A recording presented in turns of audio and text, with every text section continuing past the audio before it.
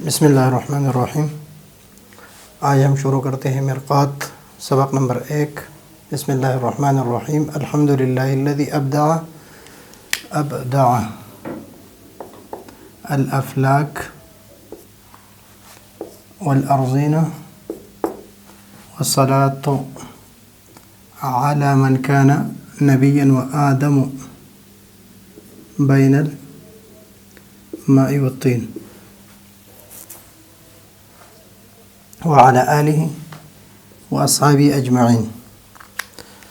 ویسے تو اگر یہ سبق مدارس میں ہو تو یہ 3-4 دن کا سبق ہے، اس لیے کہ بسم اللہ میں بحث ہوتی ہے، الحمدللہ میں، پھر والصلاۃ میں، پھر آلہ و اصحابہ میں، لیکن ہمارا مقصود جو ہے خطبے میں زیادہ وقت نہیں گزارنا ہے، ہمیں اصل کتاب جو ہے اس کی طرف جانا ہے، تو اس وجہ سے بسم اللہ کی ترکیب ہم پڑھ چکے ہیں شرح میں تعمیل میں۔ اگر آپ کو ضرورت ہو تو شرح میں تعمیل اس میں آپ پڑھ سکتے ہیں، اس کی ترکیب ہم نے کی ہے۔ باقی الحمد ہے تو الحمد بھی ہم ادھر ہی ترکیب کر چکے ہیں، لیکن یہاں پر بھی کر لیں گے۔ الحمد میں الف لام استغراقی ہے یا جنسی ہے؟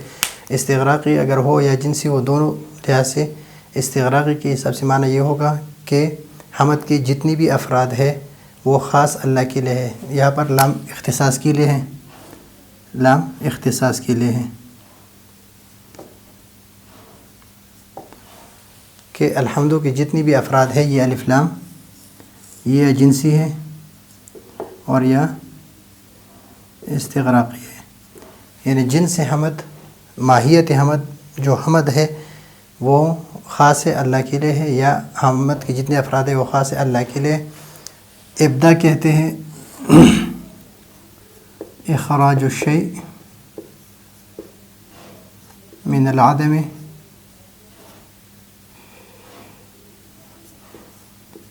الى الوجود من غیر مادۃ۔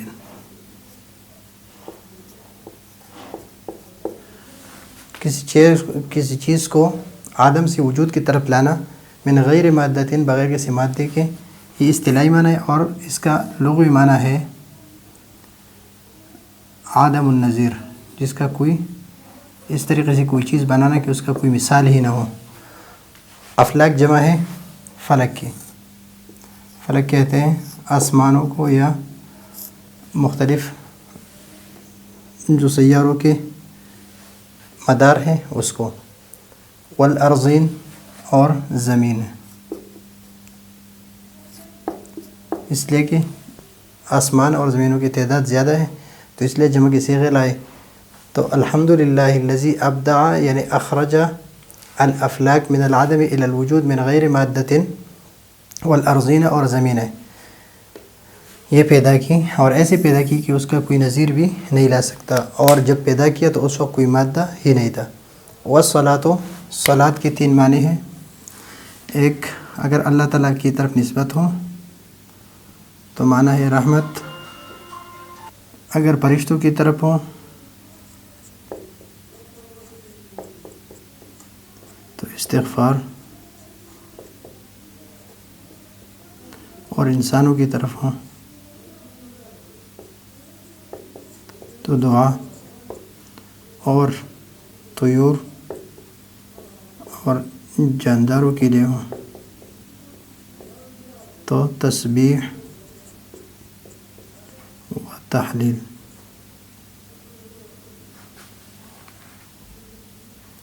یعنی ذکر و اذکار، تسبیح مراد ہے۔ یہاں پر وہ صلاۃ نبی کریم صلی اللہ علیہ وسلم علی من کان، یہاں پر اس عبارت سے مراد کون ہے؟ حضرت محمد صلی اللہ علیہ وسلم۔ من کان نبیا و آدم بین الماء والطین، اس میں تلمیح ہے، اشارہ ہے اس حدیث کی طرف جن نبی کریم صلی اللہ علیہ وسلم نے فرمایا کنتو نبیا والآدم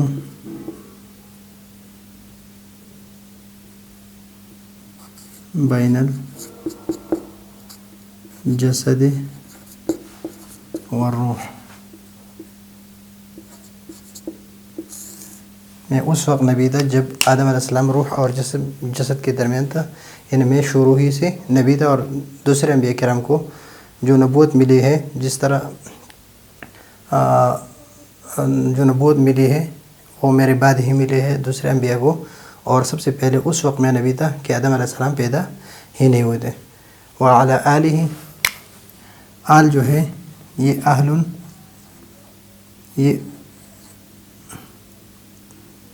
اصل میں آل یہ اہل، اصل میں اہل تھا، اور پھر اس لیے کہ اس کے تصغیر کیا رہے ہیں، اوہیل آ رہے ہیں، اوہیل، اور اس میں دو اقوال ہیں، بعد میں انشاءاللہ شرح تہذیب کے اسباق جو ہم نے پڑھے ہیں اس میں ہم یہ پڑھ چکے ہیں، وہی بھی آپ تفصیل دیکھ سکتے ہیں۔ اصحابی وہ کہ جو نبی کریم صلی اللہ علیہ وسلم پر حالت ایمان میں نبی کریم صلی اللہ علیہ وسلم کو دیکھا ہو اور اس حالت میں اس کا خاتمہ ہو گیا ہو تو اس کو صحابی کہتے ہیں، اور اصحاب جو ہے وہ صاحب ان کی جمع ہے یا صاحب ان کی جمع ہے یا صاحب ان کی جمع ہے۔ اجمعین یہ اس وجہ سے فرمایا کہ بعض لوگ جو ہے وہ صحابہ کرام کے بارے میں بعض صحابہ کرام کو صحیح نظر سے دیکھتے ہیں، بعض کو صحیح نظر سے نہیں دیکھتے، تو اس وجہ سے اجمعین کا لفظ لایا کہ صحابہ اور آل جو ہے سب پر صلاۃ ہو۔ تو یہ ہے ہمارا مرقت کا پہلا سبق۔ انشاءاللہ اگلے سبق جو ہے وہ ویسے جو منطق کے اسباق شروع ہوں گے تو انشاءاللہ اس میں ہم تفصیل سے بحث کریں گے، اور یہ خطبے کا سبق جو ہے یہ کلاسوں میں ہم پڑھتے ہیں تو اس کے لیے ہم زیادہ وقت اس لیے نہیں دیا، پھر بھی جو الفاظ تھے وہ ہم نے بیان کی تاکہ سبق جاری رہے۔ اگلے سبق کے لیے اجازت چاہتے ہیں۔ اللہ حافظ۔